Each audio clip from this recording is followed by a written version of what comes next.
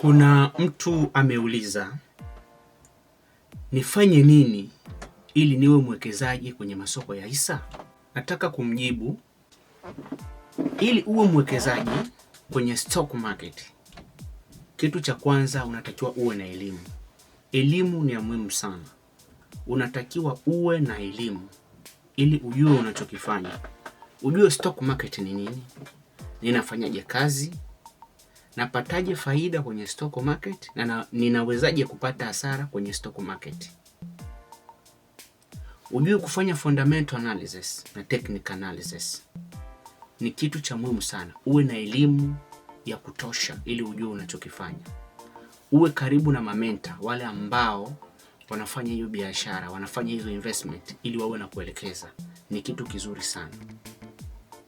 Mentors, mentor ni mkufunzi, yule ambaye anaweza akakufundisha hiyo skills, jinsi gani ya kuwa mwekezaji kwenye stock market hapa Marekani. Kwa sababu hii biashara ni biashara kubwa. Unafanya biashara na makampuni makubwa. Unawekeza kwenye kampuni kama Amazon, Walmart, Wegmans, Google, Apple, Microsoft, makampuni kama hayo. Kwa inabidi uwe na elimu jinsi gani ya kufanya fundamental analysis, kujua business model za hizo kampuni, ujue kampuni inafanya biashara gani, ujue kampuni ina contract gani, ujue kampuni ina contract gani, ujue kampuni kwenye industry ina muda gani. Unaona? Ujue PE ratio ya kampuni, ujue market cap ya kampuni. Kwa hivyo ni vitu muhimu sana kuvijua kwenye hii business, kwenye hii investment. Vitakusaidia ili kuwa na maarifa zaidi kwenye uwekezaji wako. Hatua ya pili, unatakiwa uwe na kazi. Kwa sababu kwenye hizi investment utakuwa unawekeza pesa. Yani pesa ambazo unazipata kwenye kazi yako unakuwa unachukua percent. Mimi kiasi cha pesa hichi nitakuwa ninawekeza kwa sababu ya investment yangu, kwa sababu ya kutengeneza utajiri wangu, kwa sababu uwekezaji wa stock market ni utajiri wako wa kesho.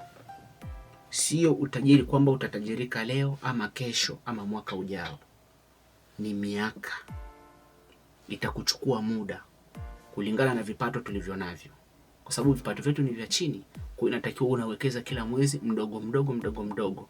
Baada ya muda, compound interest, zile pesa huwaga zinaongezeka.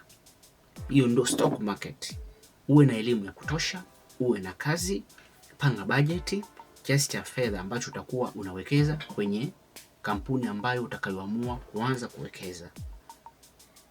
Hizo ndo njia muhimu ambazo, hizo ndo hatua muhimu ambazo unatakiwa kuzifanya ili uwe mwekezaji kwenye stock market hapa Marekani. Na kitu kingine, make sure unafuatilia video zangu, utajifunza mambo mengi sana na unaweza kuwa mwekezaji hapa Marekani kwenye stock market. Makampuni ni mengi hapa Marekani, mengi sana, tena makampuni mazuri sana. Ni wewe mwenyewe kuchagua kampuni ile itakayokufurahisha baada ya kufanya fundamental analysis. Kampuni kama ya Uber ni kampuni nzuri sana ya kuwekeza. Lyft ni kampuni nzuri sana kuwekeza. Walmart naipenda sana, ni kampuni nzuri, business model zake zipo vizuri, fundamentals zake zipo vizuri sana. Pale Walmart unapata faida mara mbili. Unapata faida kwenye capital gain na unapata faida kwenye dividend. Kwa hiyo ni kampuni nzuri sana kuwekeza. So kampuni kama Amazon, kampuni kama Nvidia, kampuni kama Microsoft, kampuni kama Google, makampuni ni mengi of course. By the way, kampuni ni nyingi sana hapa Marekani, nyingi na zingine ambazo sijataja hapa. Marekani ina makampuni zaidi ya 10,000. Kwa hizo kampuni ni kuamua, ni maamuzi yako sasa. Unachagua kampuni ipi wewe utakayowekeza. By the way, hii skills nzuri sana. Natamani kila mtu ambaye anaishi hapa, ambaye anaongea Kiswahili, angejifunza hizi skills ikusaidie. Kama una struggle na kuwekeza, ni wapi sehemu unahangaika, sehemu gani nitakayo invest pesa zangu, stock market ni sehemu mojawapo ambayo inaweza kukusaidia kwa ajili ya kuandaa maisha yako ya kesho. Unaona, hizo ni hatua muhimu ambazo unatakiwa kuzifanya ili uwe mwekezaji kwenye stock market. Mindset. Sasa hii mindset itatengenezwa kwenye elimu. Ukisha kuwa na elimu, hii elimu itatengeneza mindset. Mindset nitazungumzia kifupi. Unapokuwa mwekezaji kwenye masoko ya hisa, unatakiwa uwe na mindset. Mindset gani? Kuna wale ambao wanataka kutajirika kwa haraka, lakini matajiri wenyewe wenye utajiri wao ambao ni matajiri wanakuambia utajiri utengenezwaje kwa muda mfupi. Utajiri unaomba process, na utajiri utakuchukua muda. Hauwezi ukatajirika kwa mwaka mmoja, miaka miwili. No, hakuna tajiri aliyetajirika hivyo. Utajiri unachukuaga muda, na utajiri unautengeneza we mwenyewe taratibu taratibu, ukiwa na maarifa ya kutosha. Unaona, hiyo ndo mindset. Unatakiwa uwe na mindset, uwe na vision, discipline. Unaona, consistency ni vitu vya muhimu sana kwenye uwekezaji wa masoko ya hisa. Ujue unachokifanya, itakusaidia sana kwenye safari yako ya uwekezaji kwenye masoko ya hisa hapa Marekani. Mimi ni mkufunzi, ninafundisha watu jinsi gani ya kuwekeza kwenye masoko ya hisa.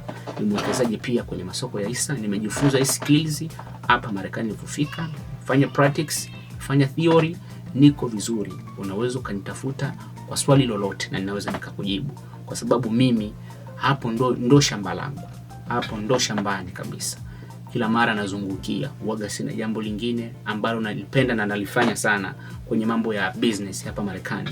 Mimi najishughulisha sana na mambo ya stock market.